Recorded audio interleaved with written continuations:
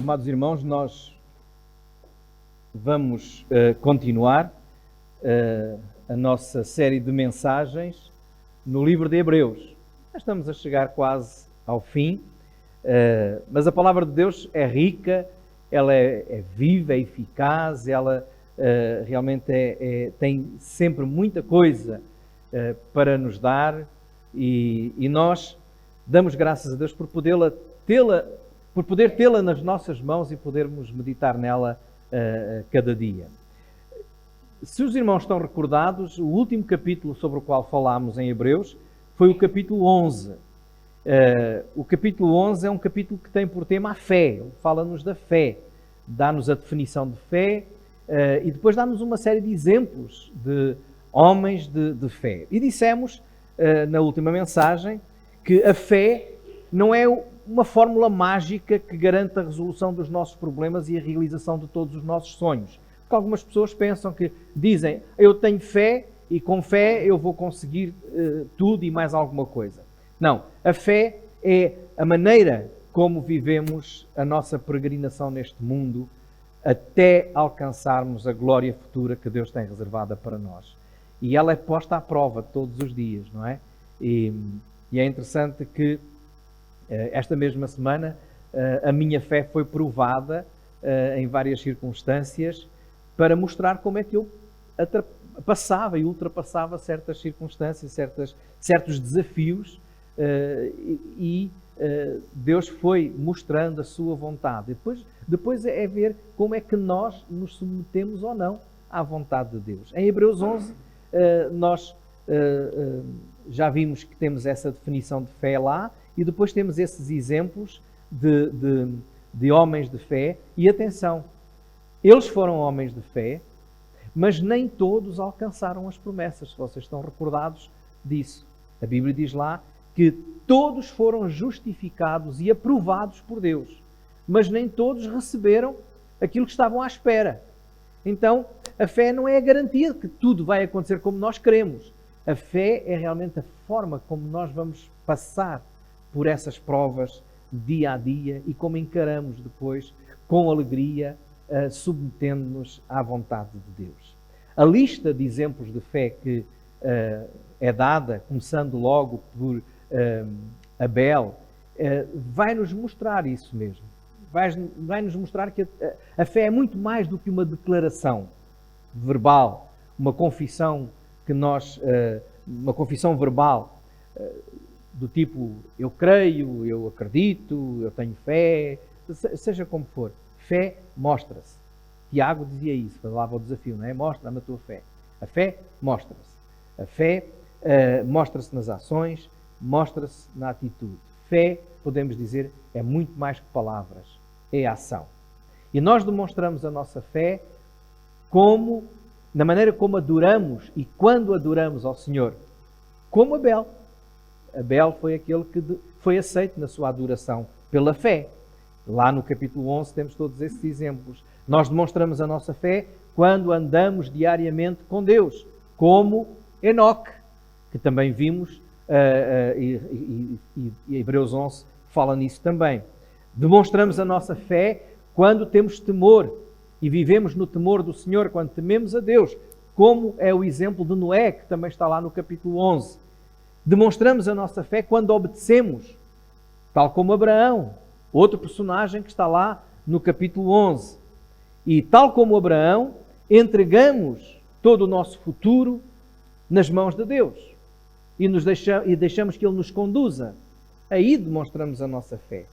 Demonstramos fé quando deixamos o certo e aquilo que é confortável para cumprir os propósitos de Deus para a nossa vida, mesmo que isso implique às vezes desconforto, incerteza, perigos, dificuldades. O exemplo que nos é dado em Hebreus 11 é o exemplo de Moisés, que deixou o palácio do faraó para conduzir o povo pelo deserto. Então, nós demonstramos a fé, porque a fé é muito mais do que palavras, é ação. E esses exemplos que temos muitos exemplos, os tais chamados heróis da fé, não esquecer que muitos deles, não só aqueles que estão em Hebreus 11, mas muitos que vêm ao longo da história da Igreja também. Além de heróis da fé, de testemunhos de fé, são também mártires da fé. Muitos deles deram a sua vida, sofreram por causa da sua fé. Foram desprezados, muitos deles, pelos homens, mas aprovados por Deus. O capítulo 12 é a sequência de tudo isto. Por isso o capítulo 12, que hoje iremos falar, começa com a palavra portanto. Portanto. Esta é a primeira palavra em Hebreus 12. Portanto, é a mesma coisa dizer, tendo tudo isto em consideração, ou em conclusão de tudo isto, portanto, é uma palavra de ligação. E indica-nos agora o capítulo 12, o caminho de fé que nós devemos percorrer. Ou seja, considerando tudo isto, portanto, tendo esta tão grande nuvem de testemunhas, então vocês agora devem fazer alguma coisa. E é isso que nós vamos ler os primeiros 3 versículos, e vamos hoje meditar nos primeiros 3 versículos do capítulo 12. Diz assim: portanto, nós também, pois, que estamos rodeados de uma tão grande nuvem de testemunhas, deixemos todo o embaraço e o pecado que tão de perto nos rodeia e corramos com paciência a carreira que nos está proposta, olhando para Jesus, autor e consumador da fé, o qual, pelo gozo ou pela alegria que lhe estava proposta, suportou a cruz, desprezando a afronta, e assentou-se à destra do trono de Deus. Considerai, pois, aquele que suportou tais contradições dos pecadores contra si mesmo, para que não enfraqueçais, desfalecendo em vossos ânimos. É interessante a preocupação de Deus conosco na sua palavra. O amor de Deus por nós. Estas palavras, se os irmãos tiverem atenção, têm um propósito, têm uma preocupação. Deus não quer que nenhum dos irmãos, que qualquer um de nós, desanime na sua fé, desfaleça, fique abatido, desanimado. Por isso Ele nos deu toda aquela lista de testemunhos para mostrar que vale a pena viver pela fé. Portanto, nós que estamos rodeados de tantos testemunhos, é o que diz aí, temos que fazer o quê? Bom, há 3 verbos aí neste texto que nós lemos. 3 verbos que são de salientar. É o verbo deixar, diz lá, deixemos. É o verbo correr, corramos. E também o verbo olhar, olhando. O central, a ideia central aí é correr. O que é que lá diz? Portanto, nós tendo em consideração todos estes testemunhos, corramos a carreira. Ou seja, vamos nós também fazer como eles. Eles correram a carreira. O apóstolo Paulo é um dos que diz, acabei a carreira, não é? No fim. Agora, esta palavra carreira é interessante, porque esta palavra carreira dá-nos a ideia de algo que é difícil. A própria corrida não é uma corrida qualquer. A corrida da fé. Por isso, o tema desta mensagem hoje é a corrida da fé. A corrida da fé não é uma corrida fácil. É uma corrida complicada, difícil, porque é uma corrida que exige muito de nós. É uma prova de resistência, tipo a maratona, que nem todos conseguem correr a maratona. São 42 quilómetros. E qualquer coisa, não é? Tem ali uns pozinhos que eu não sei quanto é que é. Mas são 42 quilómetros. Pior que a maratona, ainda há aquelas provas de resistência que muitos fazem, com obstáculos. E são provas difíceis. E é esta a ideia, a imagem que a Bíblia nos dá e que o escritor desta passagem tem na sua mente, é a imagem dos Olímpicos, não é? Dos Jogos Olímpicos, daqueles que na antiguidade corriam no estádio, faziam essas provas. E A palavra que Paulo usa, que aqui é usada como carreira, é usada em cartas de Paulo como combate. É a mesma palavra no original. Por exemplo, em Filipenses 1:30, Paulo usa esta palavra que é traduzida aqui por carreira e que em Filipenses 1:30 é usada como combate, tendo o mesmo combate que já em mim tendes visto. E antes, no versículo 29, ele fala de alguma coisa que faz parte do seu combate. No versículo 29 de Filipenses 1, ele fala sobre o sofrimento. Diz, a vocês foi-lhes dado também, foi-lhes concedido que sofressem, padecessem por Cristo. Então a carreira da fé muitas vezes implica sofrimento, combate, luta. Em Colossenses, no capítulo 2 e no versículo 1, Paulo também diz: quero que saibais o grande combate, ou seja, a grande luta, o grande trabalho, o grande esforço que tenho feito por vocês. Na obra de Deus, Ele tem se envolvido. E a palavra é esta, a mesma que é traduzida aqui por carreira. Também, em 1 Tessalonicenses, capítulo 2, no versículo 2, ele volta a dizer que no falar do Evangelho com grande combate, ou seja, com grande luta, que implica dureza. Segundo a Timóteo 4:7, este mesmo apóstolo Paulo, já no fim da sua vida, diz: combati o bom combate, acabei a carreira, guardei a fé. Ou seja, ele não desfaleceu, não desanimou, foi em frente. A carreira, irmãos, é a carreira da fé, esta corrida grande que temos que fazer, é uma vida inteira. É uma vida inteira de luta, de combate espiritual. Não um combate uns contra os outros. Às vezes pensamos que temos que combater as pessoas. E a Bíblia diz que não é contra a carne nem contra o sangue, mas contra as hostes espirituais da maldade. É uma luta espiritual. É um combate pelo Evangelho. É um combate pela Igreja de Deus. É um combate pela santificação nas nossas próprias vidas. É um combate constante e permanente. E, irmãos, não nos esqueçamos, o crente tem 3 grandes inimigos. A Bíblia indica-nos 3 grandes inimigos. O diabo é um deles, o mundo é o outro e a nossa carne é o outro. Ou seja, o diabo, a Bíblia diz que é o nosso adversário. Está lá em 1 de Pedro, no capítulo 5, versículo 8. Que anda em redor de nós, bramando como leão, buscando a oportunidade para nos tragar. O diabo não descansa. Ele está ali sempre à espreita, à espera de um descuido, de uma falha nossa para realmente nos destruir. Uma fraqueza para nos destruir. E o crente tem de estar atento para poder resistir ao diabo, como diz a Bíblia.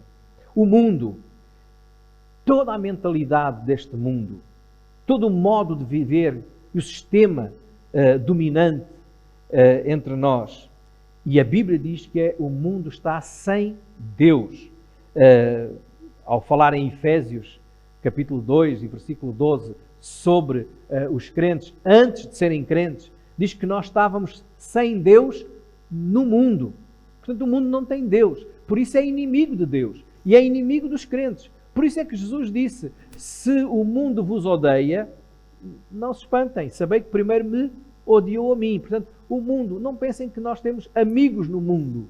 Podemos ter amigos descrentes, sim, mas o mundo em si, todo este sistema, esta mentalidade, ela é contra Cristo. Ela é contra o cristão, é contra a maneira de pensar da própria palavra de Deus. Por isso, eles estão contra nós em muitas coisas. Então, por isso o Senhor dizia: o mundo vos odeia. Essa razão levou Jesus, antes de morrer, antes de ir à cruz, a orar pela igreja, a orar pelos discípulos e por todos aqueles que haviam de crer ainda na palavra que havia de ser anunciada. E estamos nós incluídos. E o que é que ele orava em João capítulo 17, no versículo 15? Não peço que os tires do mundo, mas que os livres do mal. Porquê? Porque o mal está no mundo e é nosso inimigo. Em 1 João 5,19, nós encontramos estas palavras: o mundo jaz no maligno. Portanto, o mundo, este sistema, é contrário ao a Cristo e ao cristão. Por isso a exortação de Romanos 12:2 é: não vos conformeis com este mundo. O mundo está nas mãos do maligno. Quem é o maligno? É o diabo. Então o diabo é o nosso adversário. O mundo é também um campo de batalha permanente. E a carne. A Bíblia fala na carne. O que é carne? Entenda-se carne aqui como a nossa própria natureza. Não é? Somos nós próprios.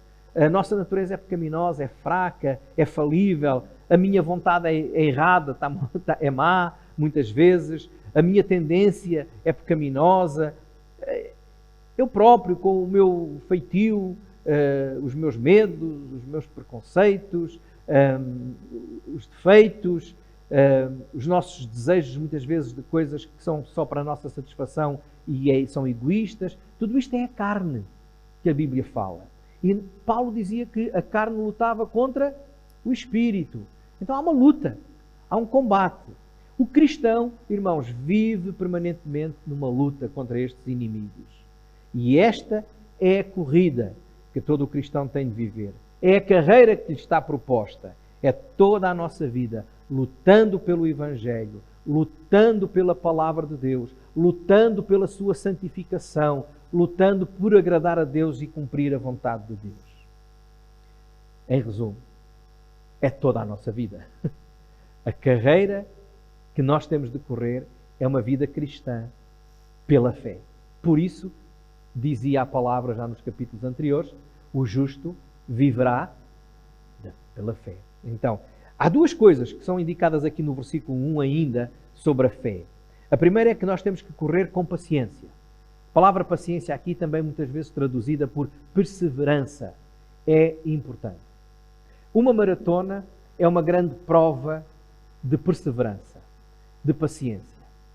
Tenho ouvido algumas entrevistas com alguns atletas que fazem essa prova e há certos momentos que são cruciais na maratona. É aqueles momentos em que começa a dar um desânimo muito grande, uma vontade de desistir, eu não vou aguentar, eu vou parar, vou ficar por aqui. E tem de haver perseverança.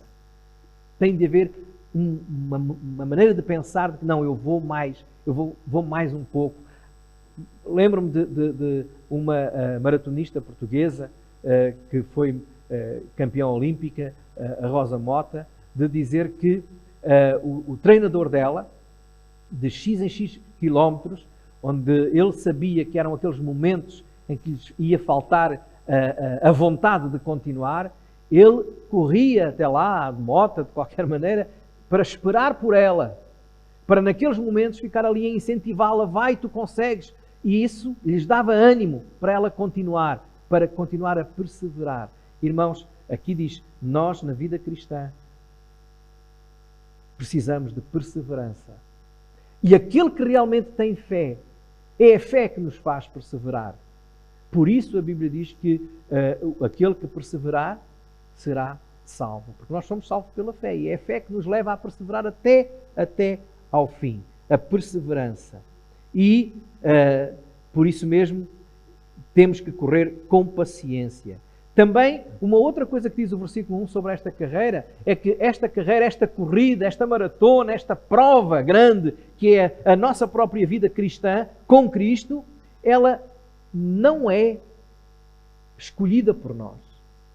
É a fé que nos está proposta. É a carreira que nos é proposta. Ou seja, Deus é quem diz, este é o trajeto, este é o caminho, estas são as provas que tens que ultrapassar. E não há negociação. Senhor, esta prova é muito dura. Não, tira esta, põe outra. Não é? É a carreira que nos está proposta. Nós temos que esperar naquilo que Deus vai colocando à nossa frente. Ultrapassar tudo isso com fé. Porque é aí que nós vamos ser perseverantes até ao fim. Então, corramos a carreira, irmãos. Com paciência, com perseverança, não desanimando, com fé. Mas para isso, temos de ter em consideração os outros dois verbos que aqui são apresentados. Um atleta, quando vai correr, ele não vai correr cheio de roupa, de mochilas, de malas. Imagina, eu ir fazer a maratona de gravata, de casaco, sapatos, chapéu, mala, uma série de outras coisas. Telemóvel que é para ir falando com os amigos, para ir filmando, não é? Não. Há coisas que são embaraços. E por isso é necessário deixar algumas coisas. Para viver a vida cristã é necessário deixar algumas coisas. E o verbo a seguir, que começa por ser o primeiro aí no versículo, mas que eu queria deixar agora é deixemos todo o embaraço e o pecado que tão de perto nos rodeia. Deixemos todo o embaraço, tudo o que for peso que dificulta ou atrapalha a corrida. Na antiguidade, os irmãos não sei se sabem, mas os atletas corriam até nus para obter melhores resultados. Ou seja, despiam-se. Por isso é que Paulo, nas suas cartas, usa muito esta expressão: despivo-vos do velho homem, despojai-vos de tudo aquilo que pertence ao velho homem. E ele fala da ira, da cólera, da malícia, da maldicência, das palavras torpes, da mentira. Então, que nos possamos despir do velho homem. São embaraços. Embaraços.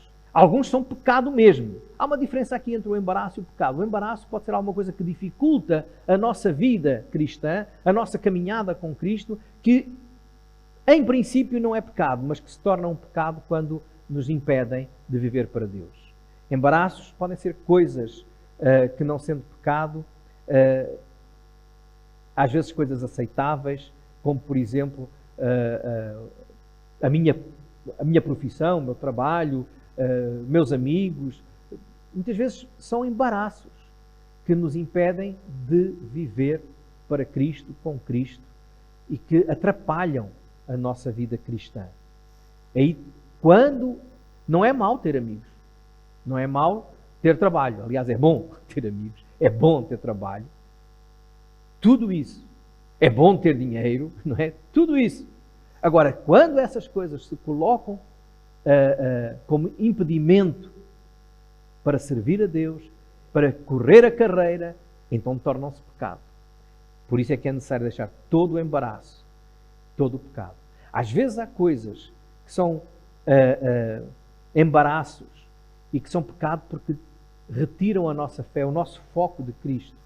Embaraços, coisas que nós trazemos do passado, que nos prendem, medos, preconceitos que temos, superstições às quais vivíamos agarrados e agora continuamos agarrados a elas.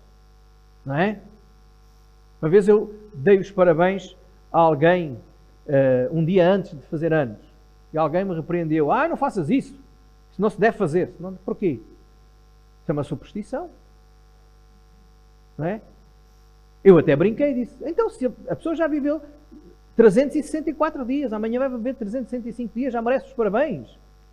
Foi mais um ano, falta só um dia. Mesmo que morra amanhã, já lhe dei os parabéns. Já levou os parabéns.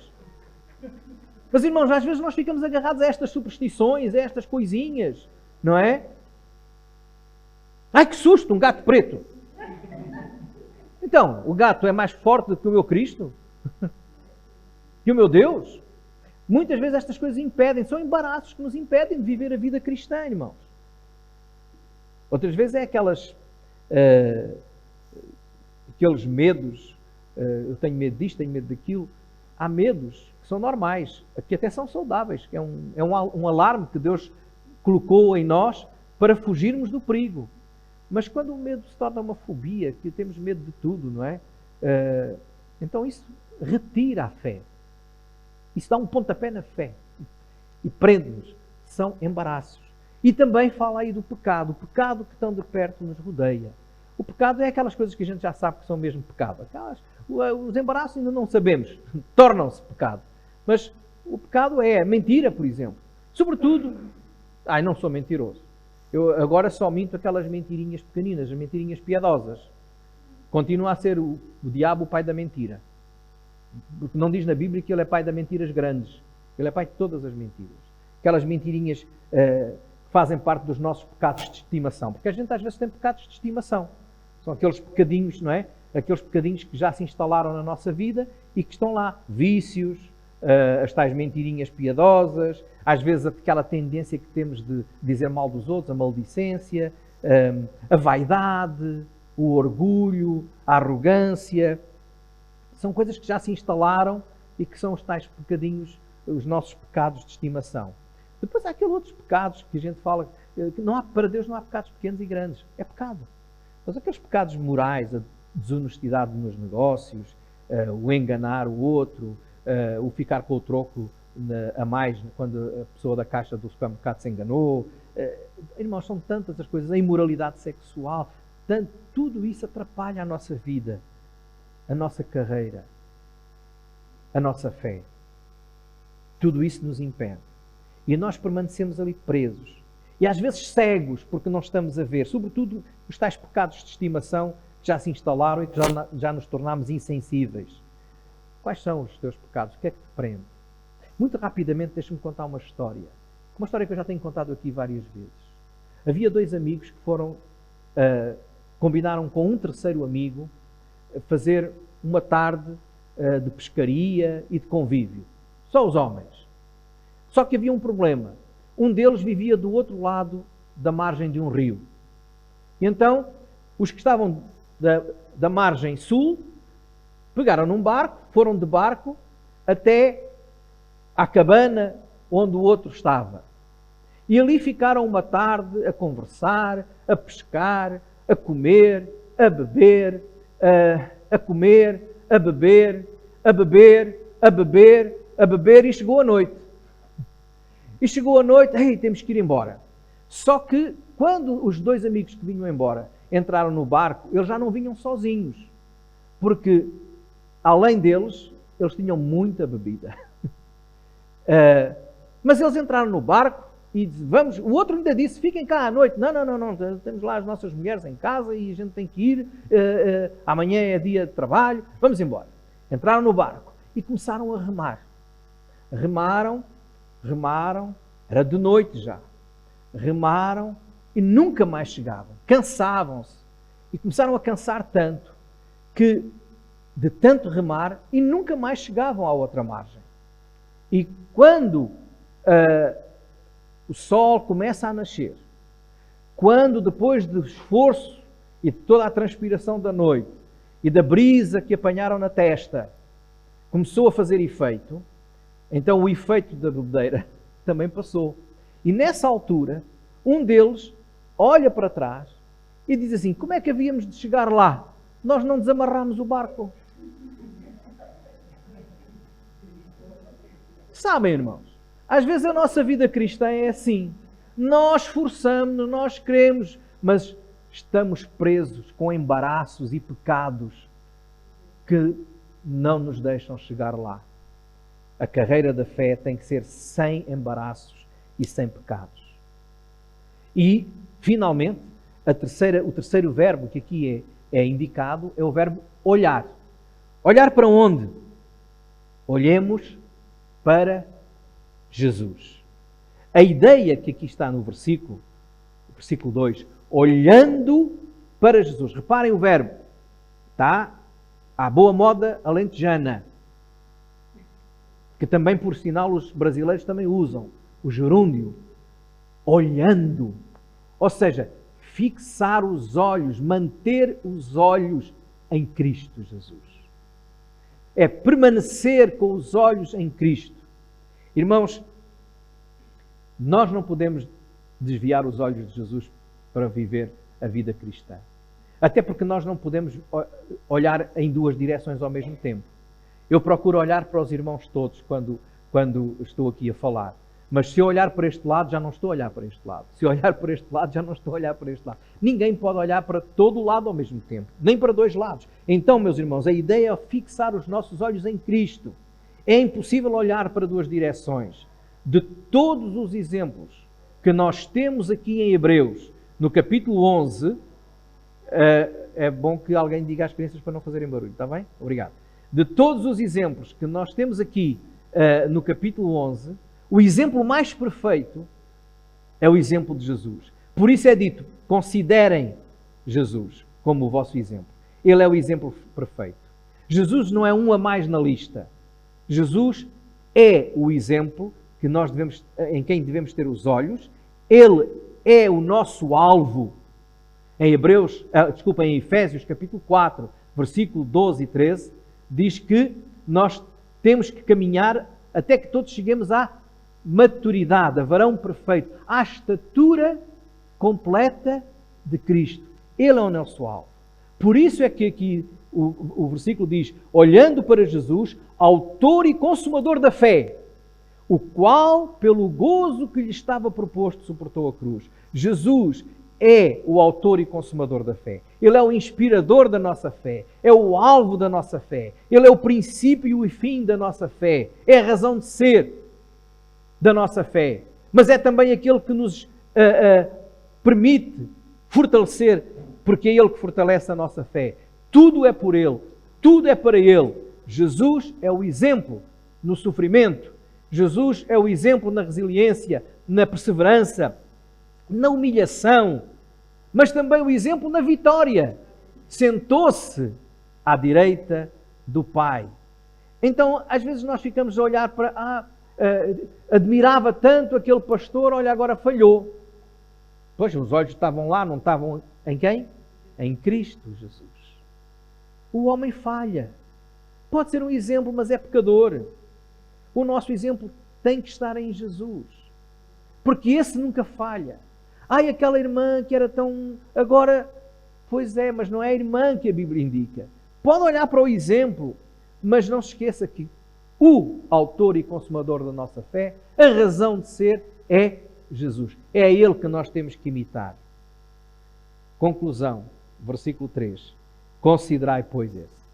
É esse que nós temos que ter em consideração. Considerai, pois, aquele que suportou tais contradições dos pecadores contra si mesmo, para que não enfraqueçais. Irmãos, se nós não queremos enfraquecer, se nós não queremos desfalecer, perder o ânimo, desistir, nós temos de ter uma grande consideração, não por este ou aquele, mas por Jesus. É Ele a nossa força. Quando estivermos a querer desistir, a perder o ânimo, a perder as forças, olha para a cruz. Olha para aquilo que suportou a vergonha, a afronta. Olha para tudo aquilo que Ele suportou por ti. Há um hino que diz: morri na cruz por ti. Que fazes tu por mim? Se nós pensarmos tudo aquilo que Cristo sofreu, Ele não desistiu. E não desistiu porquê? Ele não desistiu de ti. Porque Ele estava na cruz por mim e por ti. Então, quando nós estivermos a querer perder o ânimo, olha, se Jesus fez tudo isto por mim, vou eu desistir dele? Vou eu desistir por causa de alguma coisa que neste mundo é complicada? Não. Eu vou continuar a carreira da fé. Então, que Deus nos abençoe, irmãos. E que cada um de nós possa, olhando para Cristo, prosseguir para o alvo que nos está proposto e crer que nesta corrida da fé, Ele é a nossa força. Amém.